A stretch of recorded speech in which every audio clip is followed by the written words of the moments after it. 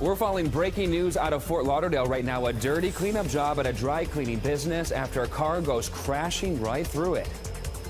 Straight ahead, see what's still burning in South Florida right now and why firefighters expect it to keep burning for days. A man scrambles to make it out alive from his burning home thanks to the help of his neighbors.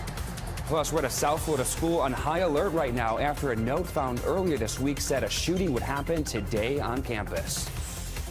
Live, the news on NBC6 South Florida starts now. Breaking news now, an accident in Fort Lauderdale. A car rams right through a dry cleaning business here, injuring several people. Hello, I'm Dan Krauth. Pam and Joanna are off this midday. The crash happened around 9:30 this morning while people were inside that store. NBC6 reporter Sharon Lawson arrived on scene just moments after it happened. She joins us live this midday. Sharon, what went wrong here? Sharon, thanks. We're also following breaking news involving a former South Florida police officer.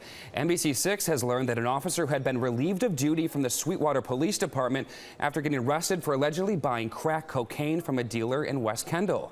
Miami-Dade police say 25-year-old Christopher Heredia engaged in a drug deal in a Walgreens parking lot yesterday. And according to that arrest report, when detectives approached him, he allegedly tried to hide the drugs and then said the crack, get this, was for his wife. Heredia is now charged with purchasing cocaine, possessing a controlled substance, and also possessing drug paraphernalia. This midday, firefighters are now using a new tactic to battle this brush fire in Hialeah. That fire burning since yesterday afternoon. This is in a large wooded area west of I-75 near Northwest 154th Street. That's between 97th and 102nd Avenue. And that's where we go live to NBC6 reporter Julia Bagg. Julia, tell me, what are crews doing right now to get this fire under control? Nothing but a charred shell left of a home that went up in flames this morning. And get this, neighbors helped the owner make it out alive. This midday, that man is in the hospital. The raging fire breaking out early this morning, and neighbors pulled him out through a window of the home.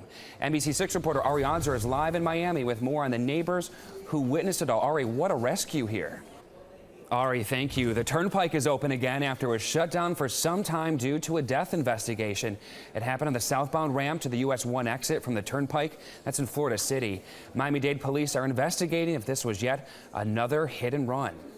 A local school still on high alert this morning after a student discovered a threatening note claiming there would be a shooting on school grounds today. NBC6 reporter Bobby Brooks is live at Mast Academy in Key Biscayne this midday. And Bobby, what are they doing today to make sure these kids are safe? A fiery crash on Ives Dairy Road sends a driver to the hospital. Take a look. This is a picture sent to NBC6 showing that car on its side shortly after fire crews put out the flames. It happened on the eastbound lanes of Ives Dairy Road. That's just east of 441. No word yet on the victim's condition. We have new information on a Canadian diplomat's teenage son who is accused of murder. Take a look. Here's a new mugshot of 15-year-old Mark Wabafai-Buzu, who is now in Dade County Jail. He was transferred there after a grand jury decided to charge him as an adult. This morning, a judge scheduled his arraignment for Tuesday. The teen was arrested for his alleged involvement in a drug-related shootout that killed his brother last month. He is the son of Roxanne Dubé, Canada's consul general in Miami. 19-year-old Anthony Rodriguez and 21-year-old Johan Ruiz also face charges. Wow. Testimony continues today at a hearing for the woman accused of shooting her police officer boyfriend. Taniko Thompson's attorney points to Florida's Stand Your Ground law, saying she shot Officer Carl Patrick in self-defense last year. But during an exclusive interview with NBC6's Willard Shepard, Thompson and the attorney said it was an unintentional shooting and that Patrick pulled the trigger during a struggle for the gun. Thompson and Patrick live together in Pembroke Pines. Coming up, a reserve deputy who claims he mistook his gun for a taser speaks out for the very first time. This was not an intentional thing. I had no desire to ever take anyone's life. What he had to say about new reports that his training records were falsified and his very public apology to the family of the man he killed. A family fight ends in tragedy here, the dispute that may have led to the deaths of 5 relatives.